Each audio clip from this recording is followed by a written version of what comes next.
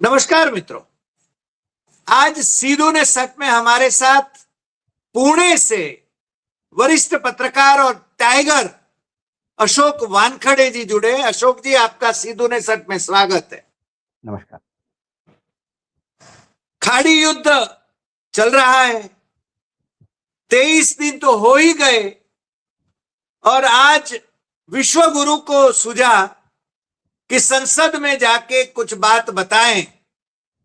न कोई देश का नाम लिया, न खुद इजराइल दौड़े दौड़े क्यों गए थे उसके बारे में कुछ कहा। उन्होंने इतना जरूर कहा कि मैंने सभी देशों, संबंधित देशों के मुखियाओं से बात करी और शांति स्थापित करने के लिए मैंने यानी आई, कैपिटल आई उनका होता है हमेशा, वो उनसे बात करी। अब इजराइल के साथ गले मिलने वाले जनाब पुराने दोस्त ईरान को भूल के उसके खिलाफ हो गए। कोई मजबूरी तो होगी। और आज कांग्रेस के प्रवक्ता पवन खेड़ा ने तो साहब, बीबी और गुलाम उसकी बात करी। साहब यानी ट्रंप साहब, बीबी यानी नेतन्याहू और गुलाम यानी हमारे आदरणीय प्रधानमंत्री जी नरेंद्र दामोदर दास मोदी। ऐसा पवन खेड़ा ने कहा और काफी कुछ उन्होंने उनकी खिंचाई करी। सर, ये युद्ध जो हुआ उसके 2 दिन पहले ही वो इजराइल गए थे और इजराइल जाके क्या कर आए मालूम नहीं। एक इल्काब ले आए, पता नहीं वो इल्काब उनके गले में टांगने के लिए शायद उनको बुलाया गया था और उनको खुश करने के लिए। और गाजा में जो नरसंहार किया नेतन्याहू ने, 72 से 80 हजार लोगों का, बच्चों का, महिलाओं का, पुरुषों का, ऐसा वो कत्लेआम करने वाले से गले मिलते हैं मोदी जी। और अपने पुराने दोस्त जो हमेशा हमारे साथ रहा ईरान, उसके बारे में, उसके खिलाफ वो हो गए। और हमारे देश की 140 करोड़ जनता की ओर से वो वहां समर्थन जुटाते हैं ईरान को, इजराइल को। तो साहब, आज इतने दिन हो गए, इजराइल कुछ घंटों में ट्रंप साहब को और नेतन्याहू साहब को कब्जा उस पर जमाना था, मगर वो तो हुआ नहीं। अब क्या होने जा रहा है, कैसी स्थिति है। और हमारे जनाब विश्व गुरु, वो पापा ने युद्ध रुकवा दिया। वो एक डायलॉग मेरे ख्याल से रशिया और यूक्रेन के जमाने में दौड़े दौड़े जाते थे वहां पर और बातें होती थी। आज क्या स्थिति है, इस पर आप हमें जरा विस्तार से बताएं। हमारे दर्शक आपके विश्लेषण का इंतजार कर रहे हैं। अशोक जी। धन्यवाद हरि भाई। सभी दर्शकों को अभी अभी ईद संपन्न हुई, ईद की शुभकामनाएं, मुबारकबाद।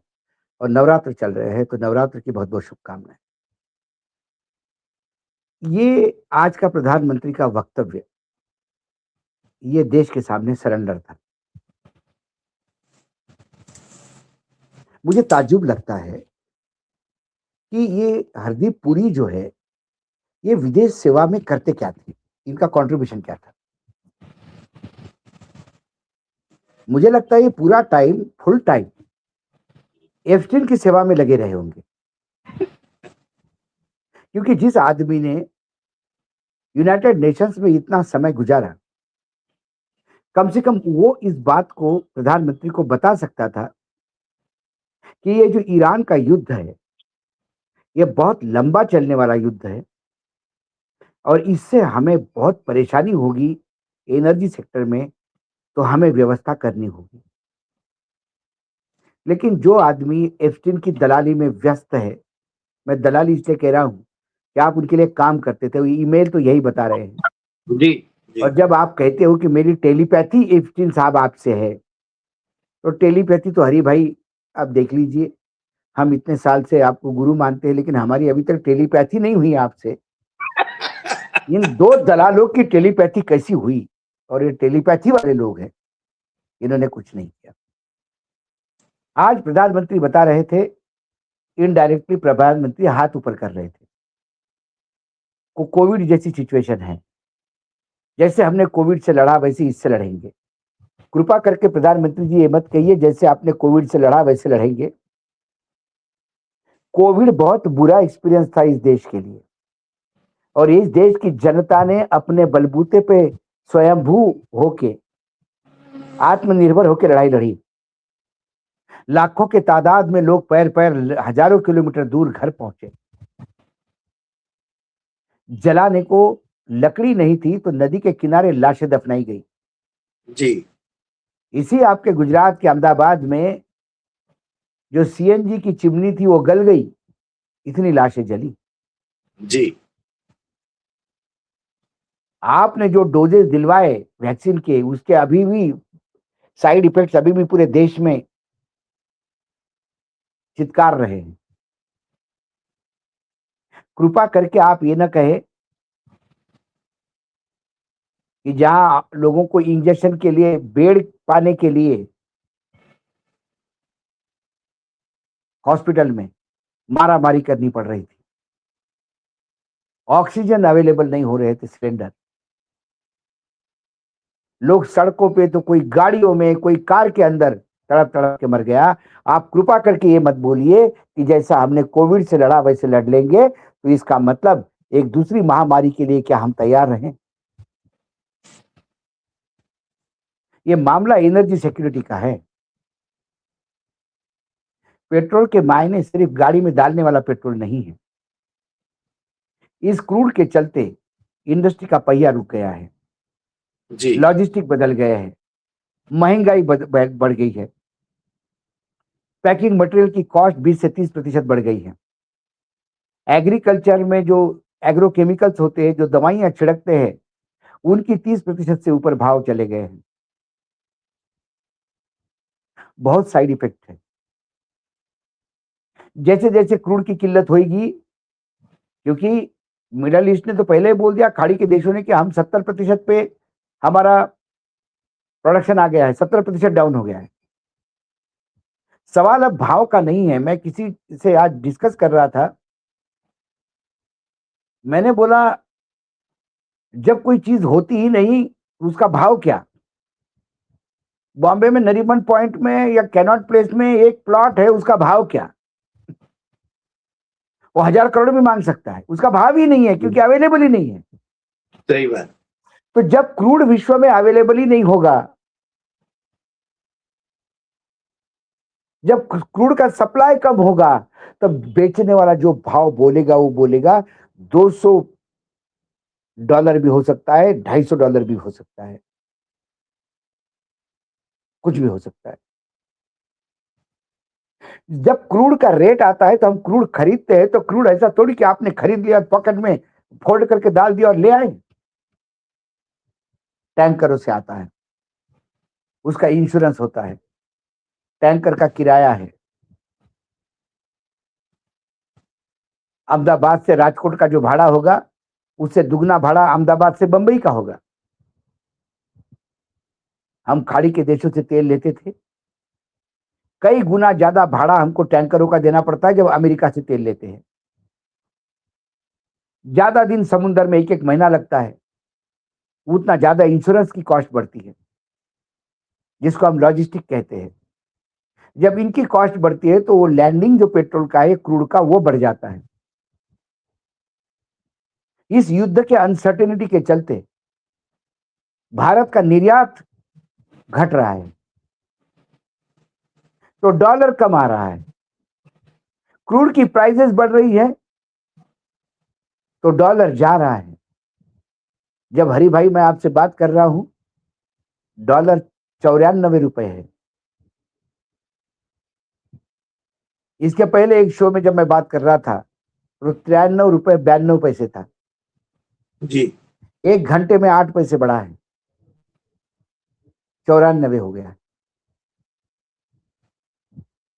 तो आपका इनपुट कॉस्ट बढ़ेगा तो आपकी महंगाई बढ़ेगी, और ये कुचक्र है। जब महंगाई बढ़ती है तो आपकी प्रायोरिटी चेंज हो जाती है। फिर आपको 2 टाइम की रोटी की व्यवस्था पहले करनी पड़ती है। घर के किराए कम होने लगते हैं। बाहर आना-जाना, घूमना लोग कम करते हैं। मिक्सी टूट गई तो बोलते हैं सिलबट्टे पे पीस लो। अभी मिक्सी नहीं ला सकते, नहीं, बहुत महँगी हो गई है। तो इंडस्ट्रियल प्रोडक्शन कम हो जाता है। वहाँ पहिया रुकता है और देश मंदी के गर्त में जाता है। मुझे 27-28 ये 2 साल बहुत बड़ी विश्व मंदी की दिखाई दे रहे हैं। जी, क्योंकि मैं सही ये बात। आकलन कर रहा हूँ कि ये युद्ध लंबा चलेगा। जी, ये युद्ध ईरान, इज़राइल, ये ईरान पे युद्ध थोपा था इज़राइल और अमेरिका ने। लेकिन ये युद्ध अब ईरान समाप्त करेगा, अमेरिका और इज़राइल नहीं। अमेरिका चला भी गया, तो ईरान लगातार इज़राइल को मारता रहेगा। जब तक दोनों में से एक खत्म नहीं होता, ये युद्ध खत्म नहीं होगा और पता नहीं कितने महीने चलेगा। क्या एक रक्षा मंत्री रह चुके अमेरिका के और सीआईए के चीफ रहे हैं, उन्होंने लियोन पैनेटा,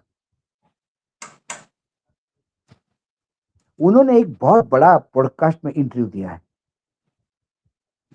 वो क्लिंटन के समय, ओबामा के समय इन पोजीशंस पे थे, सीआईए चीफ थे, फिर रक्षा मंत्री बने। उन्होंने कहा कि ईरान को लेकर हमारी भी बहुत चर्चाएं हुई, लेकिन कोई भी कदम उठाने के पहले रणनीति तय करनी होती है। क्या आपने कैसा ये दुर्लक्षित किया कि जब आप ईरान पे हमला करेंगे तो हार्मुज ब्लॉक नहीं करेगा? क्या आपने इसका कभी दूरागामी विचार किया? जब जो पार्लियामेंट है अमेरिका का, जिसको कांग्रेस कहते हैं, क्योंकि हम जब कांग्रेस कहते तो कई जो कुपड़ और मंद बुद्धि के हैं, उनको लगता है कि हम आप भारत वाली कांग्रेस की बात कर रहे हैं कि कांग्रेस ने सवाल तो पूछा, तो बोले भाई कांग्रेस क्यों वो सवाल पूछेगी? वो तुर्की में कांग्रेस का ऑफिस वाली बात तो आपको मालूम ही है। हाँ, तो क्या बताएं, मैं भी तो मतलब ये एंटायर इंटरनेशनल पॉलिटिक्स जो गुजरात यूनिवर्सिटी ने यूनिवर्सिटी बांट वो डिग्रियां बांटना शुरू कर दी, तब से घनघोर भीड़ आई है इन लोगों की। तो मैं बताऊं कि अमेरिका के पार्लियामेंट्री जो कमिटी है, उसके सामने पेशी हुई, तुलसी गेबार्ड की पेशी हुई। जी, उनको पूछा गया, आपने कहा था कि ईरान थ्रेट नहीं है पिछले साल, आप अपने शब्दों पे बरकरार है या आप बदल बदल रहे हैं? उनने कहा कि नहीं, अभी जो पर्सपेक्टिव, बोले नहीं नहीं, हाँ या ना में जवाब दीजिए। खूब ग्रिलिंग किया उसका। फिर अल्टीमेटली उनने कहा कि हमें इंफॉर्मेशन, तो एजेंसियां भी कह रही कि हमने तो कभी नहीं कहा थ्रेट है। तो उसने कहा कि सुप्रीम कमांडर है प्रेसिडेंट, उन्होंने अपना ही डिसीजन लिया कि ईरान थ्रेट है, अपने बलबूते पे। एक निहायत मानसिक रोग से ग्रसित इंसान व्हाइट हाउस में बैठा और उसने पूरे विश्व को युद्ध में झोंक दिया। मैं राइट, जब बोलता हूं विश्व को युद्ध में झोंक दिया, इसका मायने ये नहीं कि आपको मिसाइल ही दागनी पड़ेगी, राइट, लेकिन ईरान की मिसाइल जब सऊदी में गिरती है तो भारत का इंटरेस्ट भी हर्ट होता है, क्योंकि पूरा क्षेत्र अनस्टेबल हो गया है। मैं तो भारत की नीति की बात ही नहीं करता। ईरान को मालूम था युद्ध होने वाला है। जी, ईरान ने युद्ध की शुरुआत की 28 तारीख को युद्ध शुरू हुआ, उसके 4 दिन पहले 4 लाख टन गेहूं उन्होंने अपना भंडारण किया। वो युद्ध के लिए तैयार थे। क्या हम युद्ध के लिए तैयार थे? जब युद्ध शुरू हो गया और हम लगातार कह रहे थे कि ये युद्ध बहुत हमारे लिए हानिकारक होगा, तब यही भाजपा की स्पोक्स पर्सन बोल रहे थे कि ये मूर्ख है, देश को डरा रहे हैं, भ्रम फैला कर राष्ट्रद्रोही है, अफवाह फैला रहे हैं, पर्याप्त है। तो फिर अब गैस के भाव क्यों बढ़ रहे हैं? प्रीमियम राइट, पेट्रोल क्यों महंगा हो गया है? प्लेन के टिकट क्यों बढ़े हैं? जवाब दे सरकार।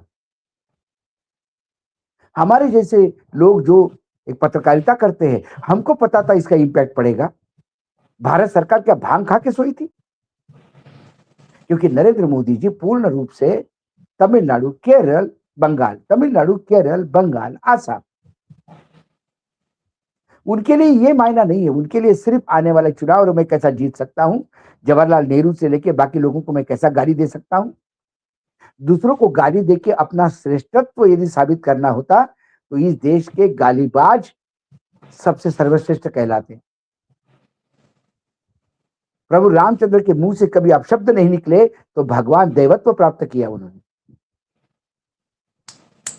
अरे रावण को जिन्होंने सीता माता का हरण किया, रावण को मारने के बाद भी उसकी महानता को नमस्ते करते हुए उन्होंने कहा अपने भाई लक्ष्मण को कि जा, एक ज्ञाता जा रहा है पृथ्वी से, उससे ज्ञान ले, इससे बड़ा ज्ञाता नहीं होगा। यस। और ये कुपड़ वर्तमान का काम छोड़ के इतिहास, जिनके पास, मैंने कई बार कहा, वो आपके चैनल पे भी कहा कि जिसके पास भविष्य का रोड मैप नहीं होता और जिसका वर्तमान शून्य होता है वो इतिहास को गाली देके अपना जीवन चलाता है। वाह वाह, बहुत अच्छे, बहुत नहीं कर अच्छे। रहे हैं। क्या आपने किया व्यवस्था? आप कहते कि लोग को एकजुट कब नहीं था देश हमेशा एकजुट होता था। देश को तोड़ने का काम तो आप करते हो, हिंदू मुसलमान करते हो, कभी क्रिश्चियन मुसलमान करते हो। एकजुट होकर लड़ेंगे, एकजुट तो हमेशा लड़ा है, देश ने इन समस्याओं को झेला है। आप क्रेडिट ले रहे हैं कोविड का, कोविड की लड़ाई जनता ने लड़ी क्योंकि आपने हाथ उठा दिया था तब। आज भी आपके पास, आपने कहा कि हम 47 देशों से तेल ला रहे हैं।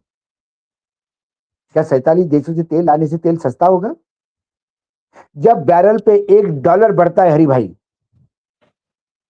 तो भारत सरकार को $20 मिलियन का जी लॉस होता है, भुगतना पड़ता है। रशिया हमको 50%, रशिया कितना 60-70 पे दे रहा था। आपने वो जो ताऊ को, अमेरिकन ताऊ से बात सुन के आपने रशिया से दूर हो गए। अब 117-111 में ले लो तेल। अब रशिया से भी लेने जाओगे तो रशिया आपको क्यों देगा कंसेशन रेट में? मार्केट का रेट लेगा आपसे, सीधी बात है। ईरान के साथ अपने क्या संबंध थे, इस पे बात तो कई बार बोले हम। क्यों हमारी विदेश नीति आपने बदल दी? किस लिए बदल दी? आप ने वहां घोषणा कर दी कि वो फादरलैंड है इजराइल, हम मदरलैंड है। 140 करोड़ लोगों का बाप तय करने का अधिकार मोदी जी आपको किसने दिया? आपको प्रधानमंत्री बनाया। प्रधानमंत्री का काम बाप तय करना नहीं होता। कौन इजराइल हमारा बाप हो सकता है? क्या संबंध है इजराइल का हमारा? आपका संबंध हो सकता है, F-18 का कुछ आपका अटका होगा वहां पे, जो आप नतमस्तक होंगे। सही कहा पवन खेड़ा ने, साहब, बीबी और गुलाम। लेकिन ये बीबी ने हस्बैंड को कंट्रोल में रखा है टोटल। पत्नी के इशारों पे नाचने वाला पति है वो, यदि ट्रंप पति है तो। आज ऊर्जा संकट, बोले हमारे पास नॉन कन्वेंशनल एनर्जी है, ये है वो है, तो फिर गैस के भाव बढ़ाने नहीं चाहिए थे, पेट्रोल के भाव बढ़ाने नहीं चाहिए थे। राइट। तो हम मानते कि आपको इतना इंपैक्ट नहीं पड़ेगा।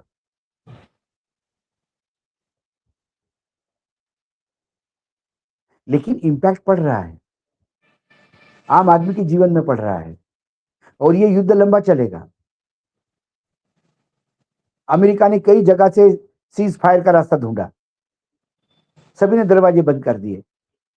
अमेरिका के कुछ लोग, मतलब अब उनके दामाद ही होंगे, अब क्या है आजकल हमारे यहाँ दामाद कुछ करता है तो तुरंत, कांग्रेस का दामाद कुछ करता है तो बीजेपी वाले उठ हो जाते हैं। और ट्रंप का अपना जो ताऊ जी है, उसका दामाद आज घूम रहा तो इनके शब्द नहीं निकलते। आज प्रधानमंत्री के मुंह से ना ईरान निकला, ना इजराइल निकला, ना अमेरिका निकला। नाम लेने से डरते हैं। अरे एक अच्छे फिल्मकार की फिल्म, इजराइल के हमले में एक लड़की कैसी प्राण चले जाते हैं उसके, वो क्या स्ट्रगल है उसका कार में, पूरे विश्व ने सराहा उस पिक्चर को। ऑस्कर में नॉमिनेशन हुआ है उसका। भारत में रिलीज नहीं होगी क्योंकि इजराइल से संबंध खराब होंगे। अमेरिका दिखा रहा है उसको, ब्रिटेन दिखा रहा है उसको, सारा विश्व उसको दिखा रहा है। और ये क्योंकि उसको बाप बोल दिया, अब बाप से डर लगने लगा है। इनका बाप होगा, हमारा नहीं है इजराइल बाप। ये हाल है। अब जब इजराइल पे गए तो इजराइल ने कहा को हम तो सीज फायर करना ही नहीं है, और यदि करना ही है तो 5 कंडीशन देखिए हरि भाई, बड़े मजेदार जी कंडीशन है इजराइल के। ये फिर ऐसा युद्ध नहीं होगा, इसकी गारंटी विश्व के नेताओं से दिलवानी होगी। ईरान ने कंडीशंस रखी है वो। ईरान ने कंडीशन रखी है। हाँ दूसरी कंडीशन रखी कि वेस्ट एशिया में जितने अमेरिका के मिलिट्री बेस है सब वाइंड अप करो। राइट। तीसरी कंडीशन है कि इजराइल और अमेरिका मिलकर दोनों हमारे यहां जितना डैमेज दिया है उसका भुगतान करें। चौथी कंडीशन है ईरान के दोस्तों के साथ युद्ध बंद करें, मतलब हमास, हूती,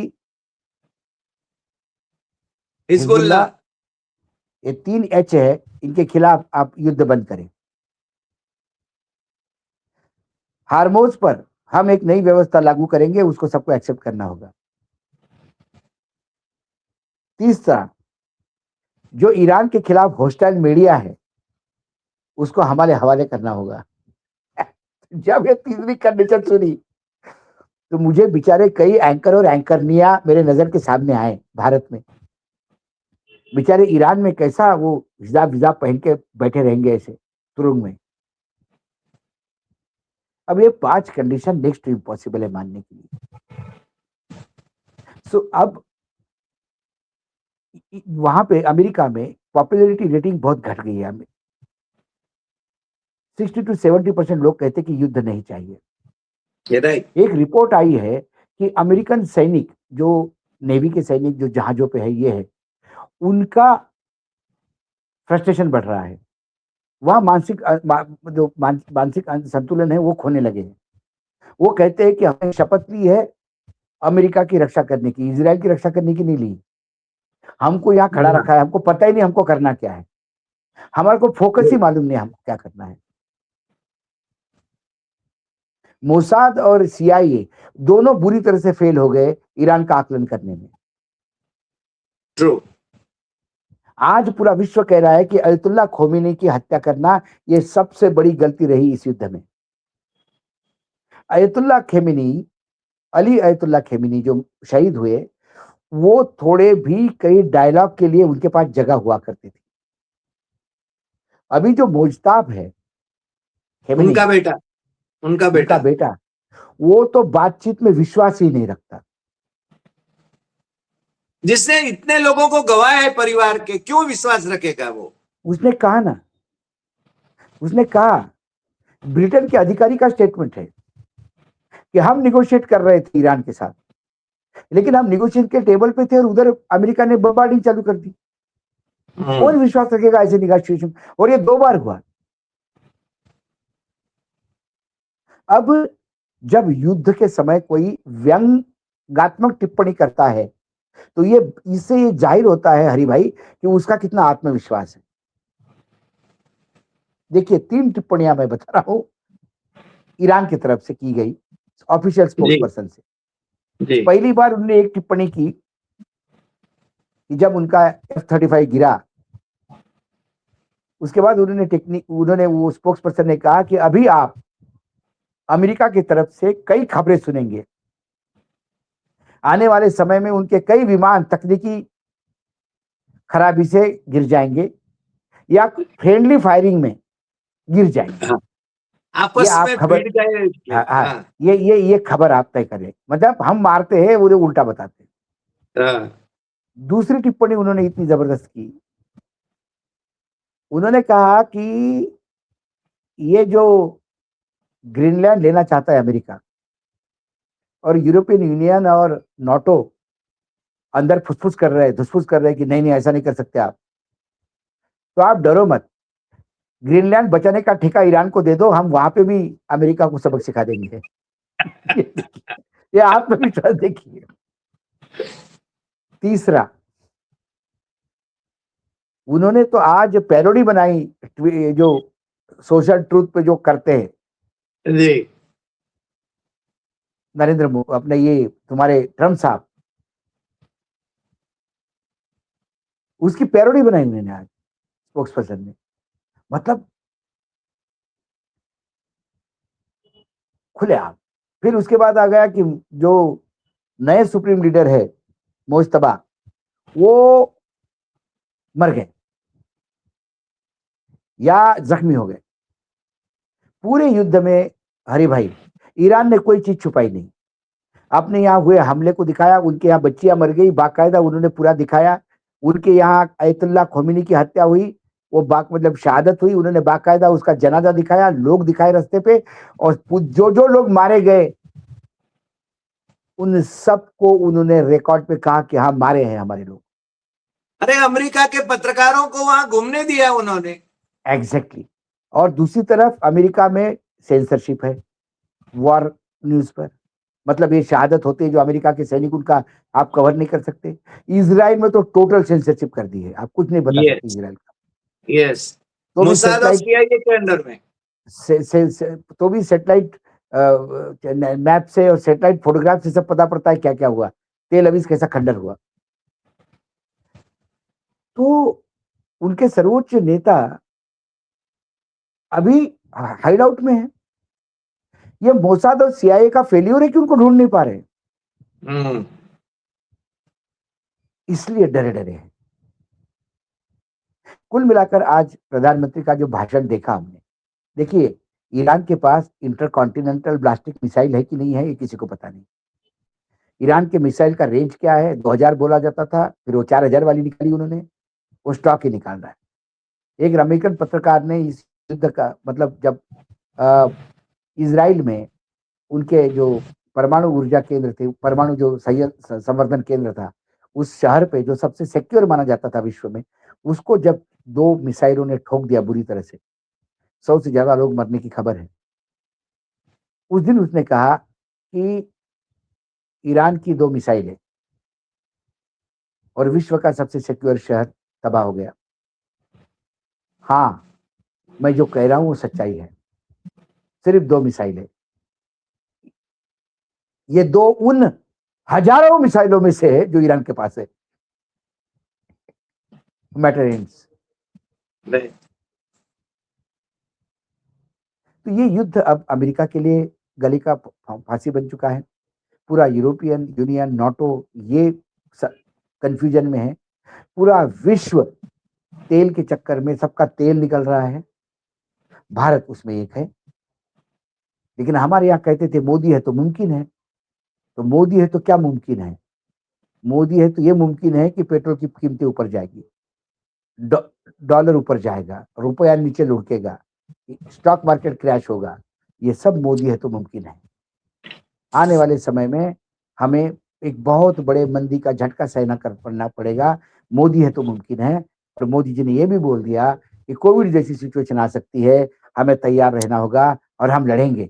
बिल्कुल मोदी जी, आप भाग भी गए तो भी हम लड़ेंगे, क्योंकि अक्सर रिस्पॉन्सिबिलिटी के टाइम पे आप भाग जाते हैं, फिर चाहे पार्लियामेंट हो, चाहे सवालों की जवाब हो, या फिर देश पे आई हुई आपत्ति हो।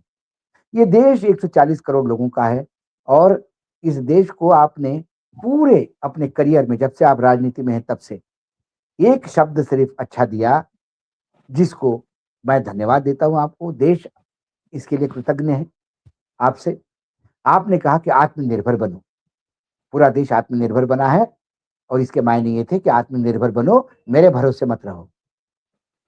तो देश वाकई आपके भरोसे नहीं। आपने लोकसभा में बोला, लेकिन लोग पहले से ही तैयार है। आप अब राज्यसभा में बोलेंगे तो भी लोग सब तैयार है, क्योंकि एक बार माइक मिल जाता है तो आपको बोलने की बीमारी है। तो अभी आप रेडियो पे भी बोलेंगे, टेलीविजन पे भी बोलेंगे, मन की बात करेंगे, जन की सबकी बात करेंगे आप, और बार बार ये कहेंगे कि हम सब एक है और आपको लड़ना है और ये देश है और सब व्यवस्था हो रही है। लेकिन महंगाई का मार आम आदमी झेल रहा है। आपको क्या पता, 16 लाख का सूट पहन के कीमती गॉगल पहन के जब आप बड़े बड़े इंपोर्टेड गाड़ियों में निकलते हो, इटालियन फ्रेम वाले। इटालियन फ्रेम, आपको क्या, हम तो, हरी भाई, हम तो ये अपने 1,000 वाले फ्रेम में घूमने वाले लोग हैं, हमको तो मालूम भी नहीं फ्रेम कौन से अच्छे, देश के अच्छे रहते हैं। वो ब्रांड कॉन्शियस तो है नहीं। क्या करें, राजनीति में होते तो शायद ये पहनते, अब राजनीति में नहीं, पत्रकारिता में है, और पत्रकारिता में ही है, पत्तलकारिता में नहीं है, इसलिए इससे बचते हैं। पत्तलकारिता में नहीं है, सही और हम बात। खुश है इसमें खुश है हम। यस। तो ये ओवरऑल सिनेरियो है। ये आज का भाषण, ये सरेंडर था आज का भाषण। इतने दिनों से जो सोशल मीडिया पे, यूट्यूब पे लोग लगातार कह रहे थे कि बहुत भीषण संकट आने वाला है, जिनकी ये खिल्लियां उड़ाते थे, आज महाप्रभु ने एक्सेप्ट कर दिया कि भीषण स्थिति आने वाली है। देर से सही, दुरुस्त, मान तो लिया, लेकिन तो इसका लिया, इलाज सही क्या बात। है ये नहीं बताया।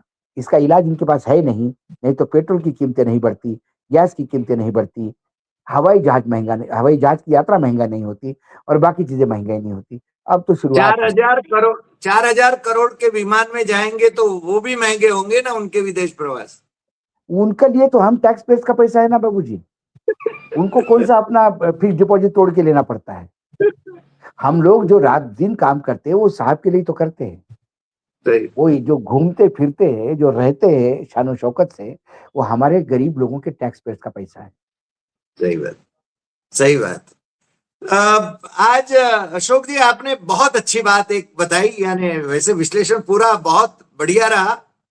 उसमें एक बात आपने बहुत, यानी जो हरेक के दिल को छू जाए ऐसी बात कही कि मोदी को कोई अधिकार नहीं है कि 140 करोड़ जनता का फादर इजराइल है यह तय करने का।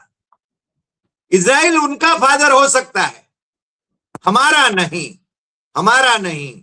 और दूसरी बात, कोरोना से उन्होंने तुलना करी। आपको मालूम होगा कोरोना भी लाया था ट्रंप, क्योंकि जब देश में कोरोना नहीं आया था, इंटरनेशनल फ्लाइट्स बंद करना चाहिए था, मोदी ने ट्रंप को मदद करने के लिए हमारे गुजरात में नमस्ते ट्रंप करा और कोरोना आया। तो उस समय भी ट्रंप जिम्मेदार था। वो ट्रंप को नमस्ते नहीं था, वो वेलकम वाला नमस्ते था कोरोना को। हाँ, वेलकम नमस्ते वाला कोरोना, आओ जो आओ आओ एम। आओ। बहुत बढ़िया, आपका बहुत बहुत शुक्रिया। और फिर मिलेंगे नए एपिसोड में नए विषय के साथ। नमस्कार। धन्यवाद।